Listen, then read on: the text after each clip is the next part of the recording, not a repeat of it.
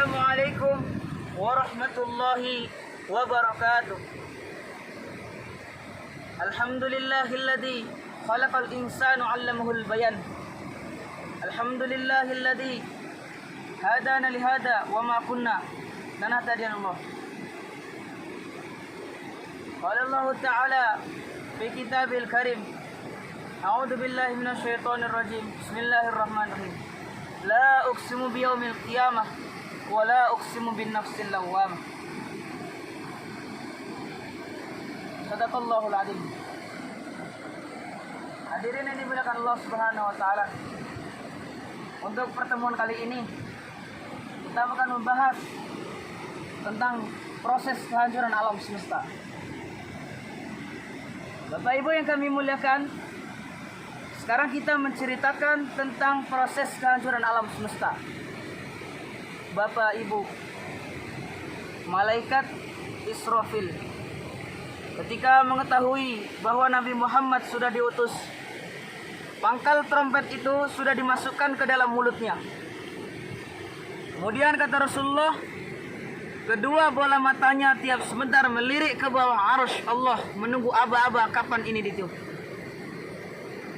Saat dia dapat instruksi untuk ditiup, langsunglah dia meniup.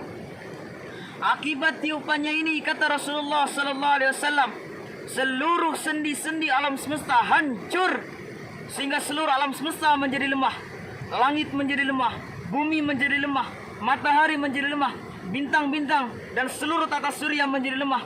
Lalu ia akan bertabrakan antara satu dengan yang lainnya. Kaum muslimin yang kami muliakan, kondisi ini menjadikan beberapa pemandangan berikut ini pasti dan pasti akan disaksikan oleh orang hidup pada saat itu.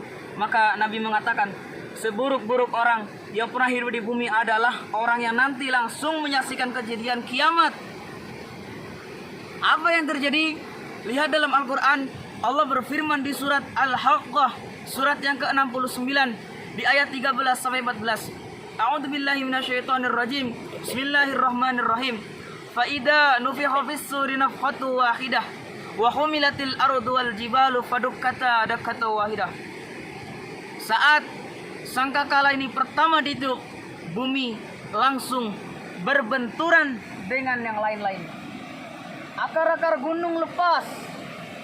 Akar-akar gunung lepas. Di mana gunung-gunung lepas kembali menghantam bumi. Di mana gunung-gunung lepas kembali menghantam bumi ini. Lalu manusia yang hidup seperti anai-anai yang berterbangan. Manusia yang hidup seperti anai-anai yang berterbangan. Gunung-gunung seperti kapas yang ditiup. Bagaimana kapasnya ditiup? Tidak bisa dibayangkan kapasnya ditiup. Seperti itulah keadaan gunung-gunung. Kemudian pemandangan apa lagi yang akan dilihat? Kondisi ketika itu. Kemudian seluruh air laut akan melalap daratan bumi yang tersisa. Wa idzal biharu fujirat. Dan apabila seluruh laut fujirat, ditumpahkan.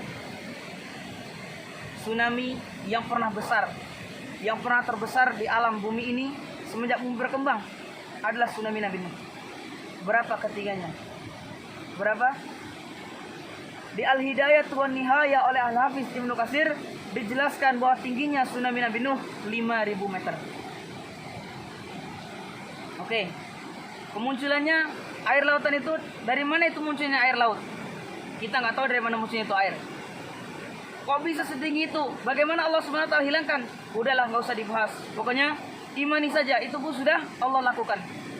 Sementara ketika menjelang munculnya Dajjal, Allah sanggup menyembunyikan air, entah kemana hilangnya itu air. Sampai-sampai air yang turun dari langit pun nggak ada. Dan di bumi pun mengering di mana-mana. Dan ini sudah menunjukkan indikasi dari itu. Baik Bapak Ibu, Allah Maha Kuasa. Kemudian air lautan saja tumpah, mau lari kemana?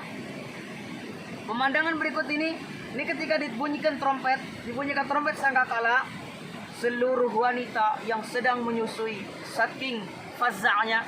Faza' itu kayak burung nih, burung merpati lagi makan-makan rame-rame bareng-bareng sama kawan-kawannya, makan biji-bijian yang kita serahkan. Tiba-tiba kita lemparkan mercon, meledak mercon itu. Bunyinya buat mereka serabutan gak karu-karuan, mana betul tidak? Maka seluruh wanita yang sedang menyusui akan segera terperanjat, segera mencampakkan bayinya, larian pontang-panting entah kemana. Ada yang nabrak pohon, nabrak dinding. nabrak pohon, nabrak dinding, lari entah kemana. Ia tidak sadar kalau dia tadi sedang menyusui. Subhanallah pemandangan ketika itu. Kemudian langit terbelah. Wa in syaqqatis samaa'u fahiya yauma idin wahiyah. Langit terbelah. Ketika itu langit sangatlah rapuh dan lemah. Kalau sekarang langit kan kokoh, Bapak. Nanti langit menjadi sangat lemah dan rapuh. Was samawati matwiyatun biyaminih. Seluruh lapisan langit yang 7 digulung oleh Allah, digulung oleh Allah dengan tangannya. Sementara bumi Allah genggam dengan tangan yang lain. Lalu Allah berfirman ketika itu, Ainal jabbarun, ainal mutakabbirun, anal malik.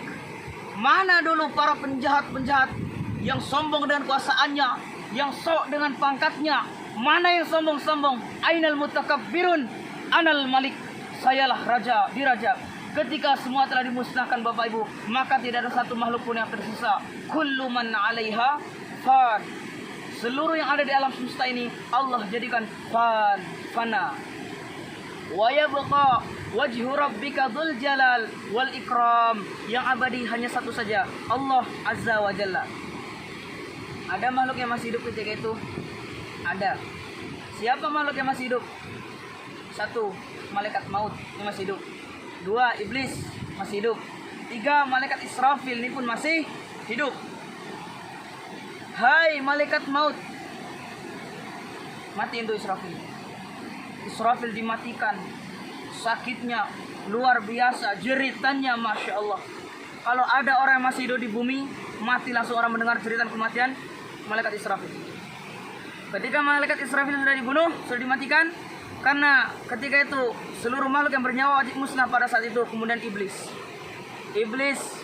Allah Subhanahu wa taala berfirman, Iblis, janjiku kepadamu telah aku tepati. Seluruh makhluk yang ada telah aku musnahkan. Sekarang yang tersisa engkau. Hai malaikat maut, cabut nyawanya. Iblis pun masih berusaha melarikan diri. Kemanapun dia lari, malaikat maut memiliki kemampuan yang gak ada apa-apanya dari iblis. Udah nunggu malaikat maut di sana. Kemana kamu? Udah nunggu di sana. Lari. Sudah ditunggu lagi. Akhirnya dicabut nyawanya. Begitu pula kata Rasulullah, jeritan kematian iblis itu sangatlah mengerikan. Selanjutnya, Allah yang matikan malaikat maut. Allah yang matikan malaikat maut. Ketika Allah matikan malaikat maut, apa jeritan malaikat maut? Apa kata malaikat maut? Aduhai kiranya begini berat kematian itu, begitu menyakitkannya. Kalau aku tahu kematian ini, pasti aku dulu kan lembut-lembut dalam mencabut nyawa. Sakit. Malaikat maut saja sebenarnya perkasa. Begitu perkasanya, tidak ada makhluk yang lebih perkasa melainkan malaikat maut. Semuanya mampus di tangan malaikat maut. Semuanya habis di tangan malaikat maut. Malaikat maut sudah dicabut nyawanya oleh Allah Subhanahu wa taala. Selesai. Assalamualaikum warahmatullahi wabarakatuh.